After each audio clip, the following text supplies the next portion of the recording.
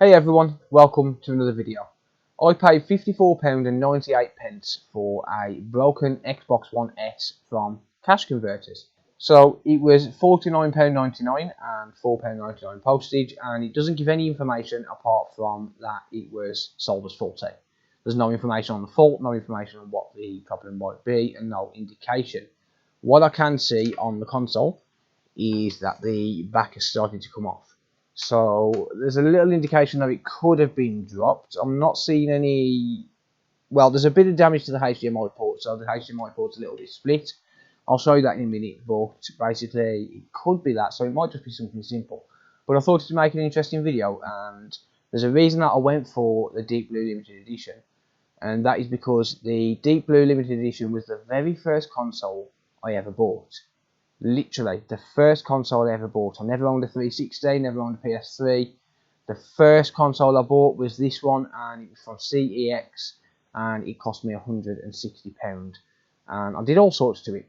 I put an SSD in it, I did an LED mod to it, I modified the controller, and then I sold the motherboard about 6 times when it come to actually repairing consoles. When people used to send consoles in and I couldn't fix the board, I'd sell them the motherboard, and it was always the motherboard out of my own console. I've still got that console, but it's kind of like Trigger's Broom. If you're from the UK and you've watched Only Fools and Horses, you'll know the reference. But if you're not, then type in on YouTube Trigger's Broom, Only Fools and Horses, and you'll kind of get it. But with that being said, if you are new to the channel and you like this type of content, I would really appreciate it if you hit subscribe and turn on the bell notifications, and that way you don't miss any future videos. And if you want to support me in what I do, then you can head over to Twitch and become a Twitch Prime subscriber. Absolutely free for you to do, but it does help me out, and it does take money out of Jeff Bezos' pockets.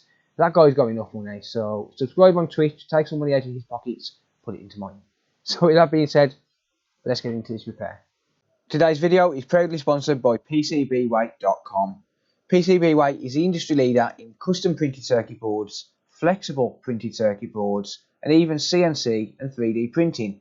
Right now you can get 10% off all CNC and 3D printing and $5 off your first order for custom and flexible printed circuit boards. Personally, I've used PCBWeight myself, and I have to say that the level of service is second to none. The order process was quick and simple, and turnaround time was literally 2 days. From personal experience as a beginner, the whole process was super quick and easy to understand. Simply upload the Gerber files and you're off to the races. Being in the industry for over 8 years, PCBWeight definitely have the experience to deliver fast, high quality PCBs to get your next project started. PCBWeight are also looking for new writers to join their creative team, and with rewards from $20 to $100, it can be quite tempting. Simply head over to the links in the video description to learn more. Now back to the video. Okay, so like I said, this is the Deep Blue Limited Edition, and it's kind of got a little bit of a nostalgia feel to me, but as you can see here, we've got some drop damage, and that is indicative on this corner as well, so a little bit of a shame. It's going to devalue this a little bit. We've also got some damage to the HDMI port here. Now if we take a look at the description of this, if I just go to eBay, I've got it loaded up, so you'll see here that is the Deep Blue console for spares and repairs, $49.99, £4.99 postage. And if we look here, it's Cash Converters N West, so I think it's Cash Converters Northwest. So basically, if we look at the description, and it says Microsoft Xbox One S 500 gig Deep Blue console spares or repairs, does not include controller or cables. So I don't actually know what's wrong with it, and there's no information, no indication, nothing. And let me have a look here. And okay, this might have got a little bit more interesting, because this looks like it might have been damaged in shipping. Huh.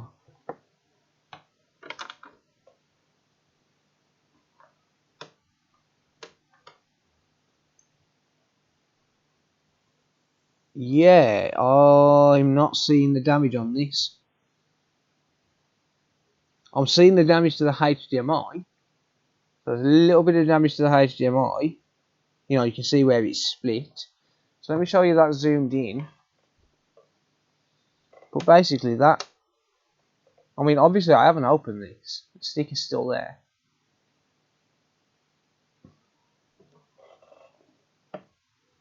You can see where the HDMI port is split, but this wasn't in the listing, and it wasn't in the pictures. I've got a feeling this has been damaged during shipping. Well, hopefully that goes back in okay. Let's just turn it on. Let's see what's actually happening with it before we take it any further.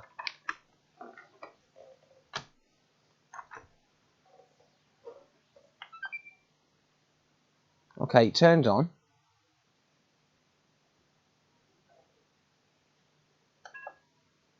No disc. I'm assuming we're going to get no display. Simple reason being that HDMI port is very visibly damaged. It's going to need replacing. Yeah, it doesn't nowhere near stay in. Let's see if we can get any kind of picture. Oh, we do. It's wobbly though, like really, really wobbly. Yeah, so. Alright, well, let's just see if it loads up. It does flicker. Oh, cash converters haven't wiped it. Naughty. They should have wiped that.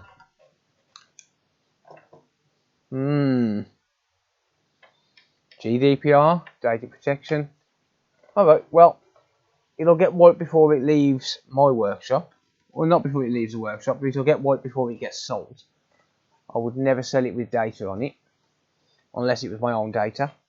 Let's try a disc. So I've got Destiny. I'll take the disc. Actually nice and smooth as well. And it loads it. I think this is going to be an easy one. So I'm going to get this taken apart, and it's looking like we're going to need to just change the HDMI port. Actually, that's been taken off before. Huh. Yeah, that's definitely been taken off before. That come off way too easily. Well, it's all good. I don't mind. Little bit of damage to the plastics. So just there. I do want to say as well, while I'm doing this, I do want to apologise for the poor audio quality as of late. So, for some reason, since I've switched to this desktop PC, which I'm using to film right now, or to capture my cameras and inputs and stuff, audio's been really bad. It keeps cutting in and out. I think it's a bad ground somewhere, but I've bought a external sound card, and hopefully that's going to help. And if not, then I'm going to have to change motherboards, because I've got to do something about the audio. So hopefully very, very soon it's going to be resolved. But I do have a new capture card on the way. Sorry, not a capture card, a sound card. And yeah, hopefully that's going to solve the audio issues. Alright, so I'm just going to get this apart. I'll fast forward through this bit. I'll keep it in the video, but I'll fast forward through it.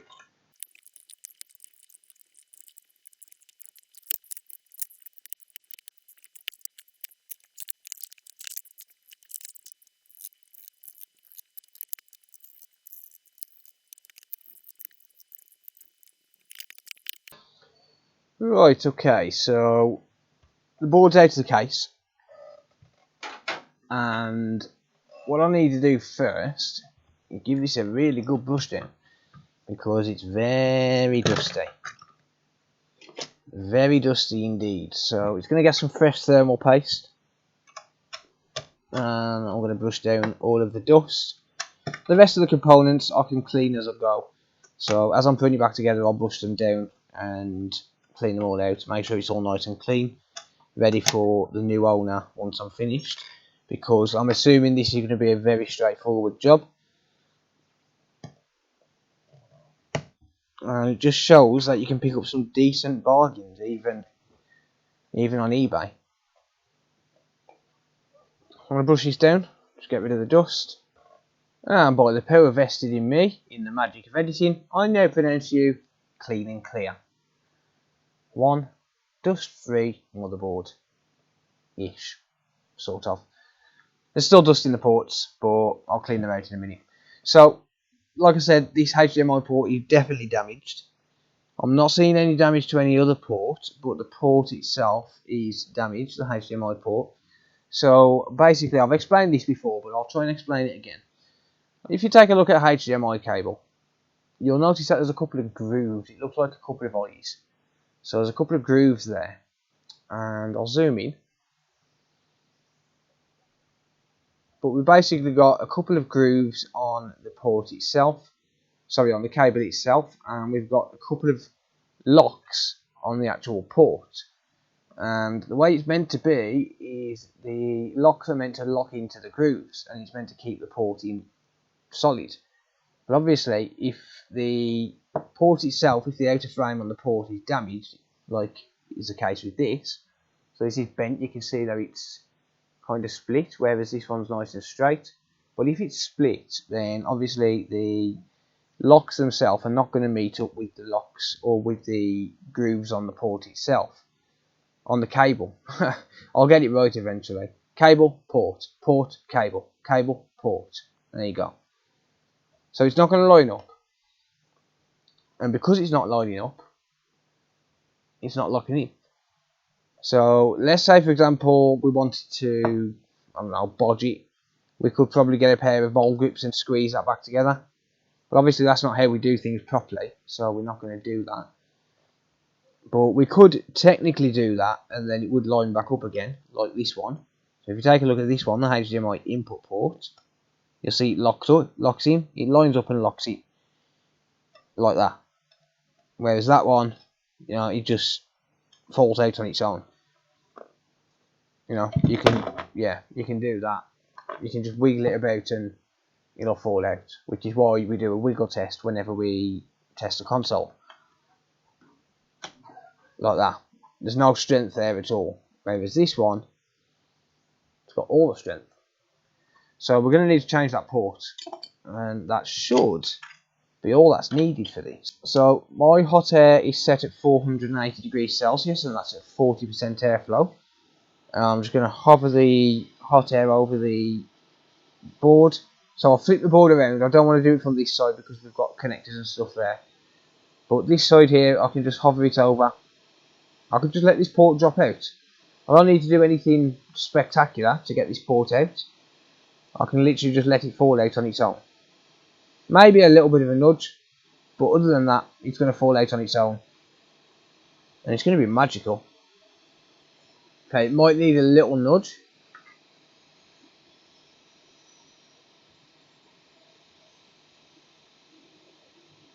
There we go. The port's dropped out. I'm keeping the hot air there while I grab my solder sucker.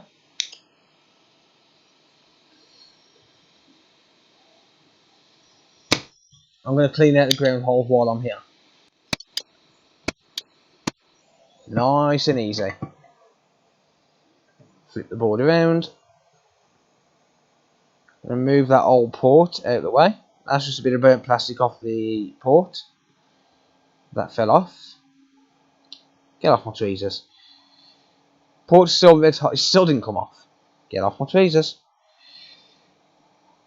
Port's still going to be red hot, so I don't want to grab it with my hands. But basically, no damage to the port. Although there's no damage to the HDMI header. Everything's absolutely fine, and we're ready to drop a new port on.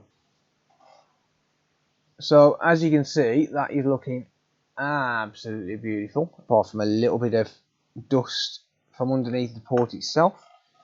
Let's just clean that up there.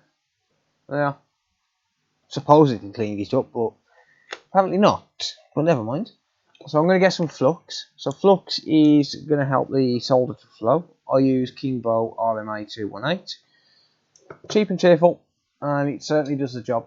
But then I'm going to get some leaded solder, and I'm going to reflow the solder joints. So I'm going to put some fresh leaded solder onto the joints. I use Kester 6337. Not sponsored, but the stuff that I use, the Kester and the Kingbo RMA 218, honestly, the Kester is the best of the best, and Kingbo just does the job. It really, really does. One thing I do like to do with the HDMI ports on these if I can is, you see where this kind of orange coppery looking thing here is? It is actually copper. If I can, I want to try and scrape that so as it tins that part of the header as well. So that part there is just, it's part of the header, but it's a part of the header that hasn't been tinned at the factory.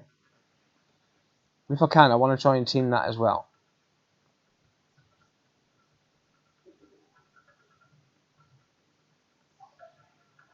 The reason for that is it just gives me more room to play when it comes to actually soldering the pins on. You'll see why in a minute.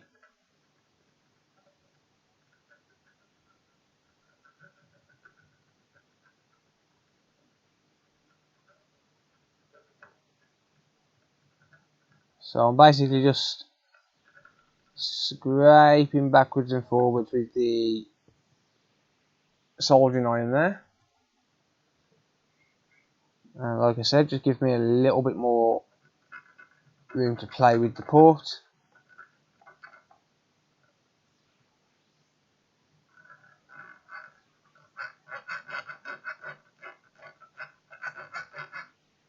Okay, beautiful.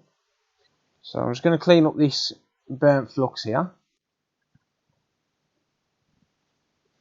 Just do a dry run with the cotton swab. Then I'm going to use some IPA. IPA stands for isopropyl alcohol. So now that I've just scraped that a little bit, I've got access to the entire pad. And when I line this port up in a minute, it's still going to sit in the same place, but it just means that I haven't got to touch the actual pins themselves at the back of the port where the plastic is. I can still touch the pins because I need the solder and flow, but I haven't got to touch them that far back. And that means that I'm not going to melt any plastic. Or at least I shouldn't. I shouldn't melt any plastic. So I'll grab a brand new port.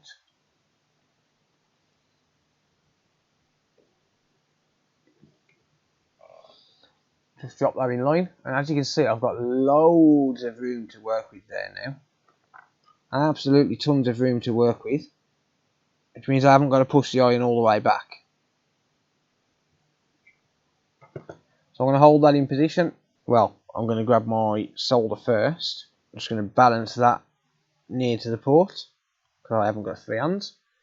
I need one for the iron, one to hold the port, and the other one is, well, would be to actually hold the solder. There's a little bit of solder on the iron, and I'm just going to dab a little bit on. But you can see I've got a load of room here to play. It's not necessary, but I just prefer it, because I can do stuff like that then. You know, I haven't really got to touch the pins that much. And the solder is going to flow nicely. It's all about developing a method that works for you. And this method seems to work well for me.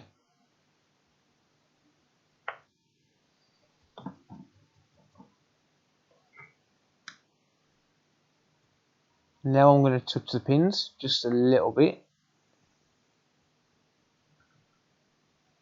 just to make sure that we get some solder flowing.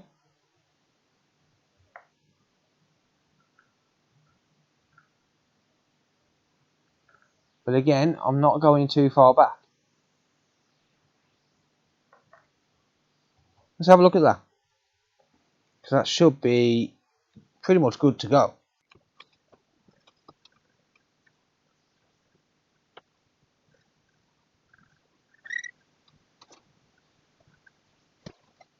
Okay, I'm just going to dry that off.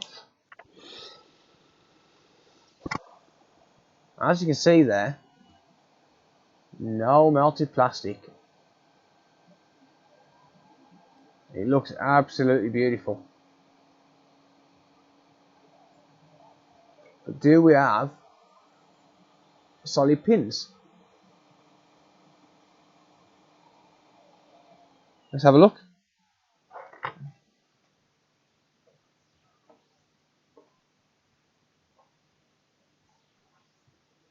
solid, solid, solid, solid, solid, solid, solid, solid, solid, solid, solid, solid,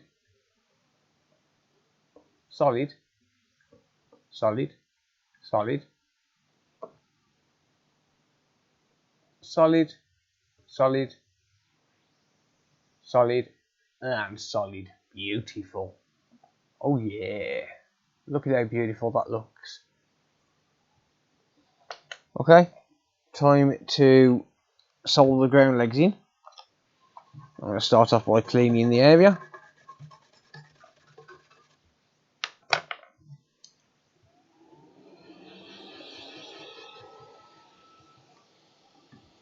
Perfect.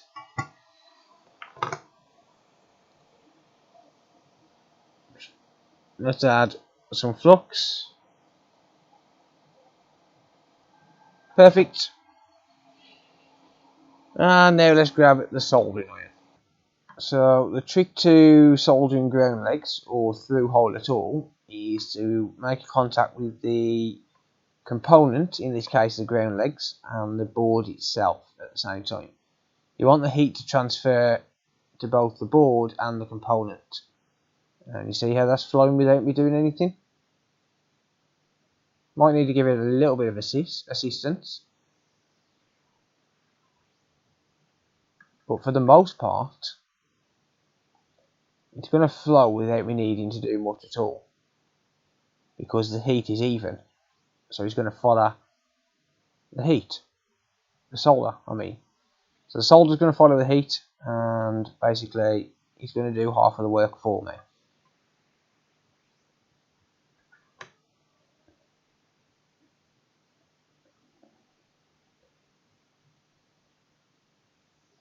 As soon as I move the iron,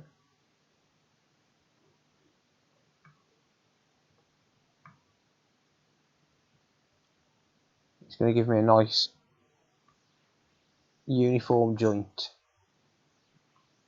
Well, sort of. There we go. Not quite enough solder. This ground leg here, it might look like it's not all the way through, but trust me, that is perfectly normal.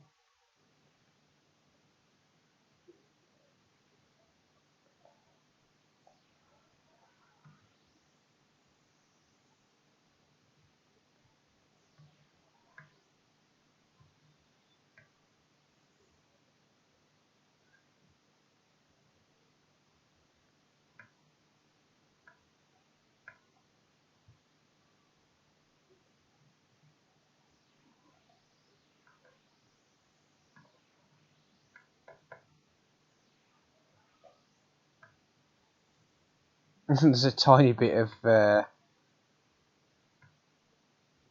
ground point which isn't soldered there, and it's really trolling me.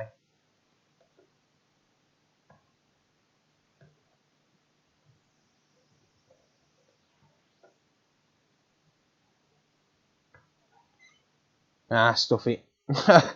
I'm not going to let it troll me no more. Beautiful. Absolutely beautiful. Okay, so like I said, I just need to clean up, put some fresh thermal paste on, clean off the components, get this back together, and we're going to call it good to go. So I'm going to get rid of this old thermal paste.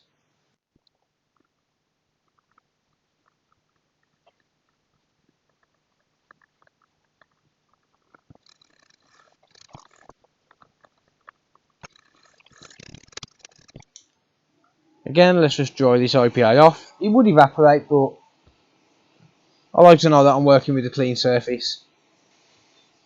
There we go. And again, I'm going to clean off the heatsink. And there we go. Looking beautiful. Let's pop some fresh thermal pasta on this. Just like that. Alright, so I just need to clean everything else up as well, like the disk drive, hard drive, power supply and case. And I'll just put it back together as I'm doing it. There we go. Boom. I've just noticed something. You're lying. Cash converters. Naughty. Data is not wiped. Evidently. The data is still there. So, looks like someone is going to get into trouble. So, I need to do that with every single hole to clean out all of these holes, which is never fun. But, yeah, that's all done. And as you can see, no more sticky outy casing. Beautiful. Absolutely perfect. So, let's just make sure it still displays on the screen, and then we're going to call this good to go. No more loose connection. Turn it on. There we go. And wallakazam. Give that a nudge test. Perfect. Well, the wiggle test, not the nudge test. Beautiful. Absolutely perfect. And that, ladies and gentlemen, is done. There we go. Nice and easy. So, number one, cash converters sell really easy repairs. And number two, they didn't wipe it. But they said on here that they did. Someone is being a lazy boy. Maybe they thought someone would strip it down for parts. Nuh-uh. Not when it comes in this workshop. But never mind. Yeah, so that's going to be for this video. Thank you very much for watching. If you do have any comments or questions, leave them down in the comment section down below. I'll always do my best to answer. If you want to organise a repair, you can do so by going into choosing the website in the video description. Cash converters, if you're watching, send them my way. Give me the money. I'll fix them. Cheapy. Thank you. Anyway, that being said, if you do want to organise a repair, use the website address in the video description. You can book a repair in, or you can get in touch using the contact page as well if you want to arrange a quote or you need to ask any questions about the repair. If you want any self-help, there'll be a link to Discord in the video description. We've got nearly 1,000 members on there now, and it's absolutely fantastic. The community is growing every single day. I really do appreciate it. And if you want to support me, then you can do so by using the Patreon link in the video description. You can support me over there. You can become a channel member using the join button below the video, or you can become a Twitch Prime subscriber using the link in the video description as well. But that being said, that is going to be for this video. Thank you very much for watching, and until next time, I'll see you later. Bye for now.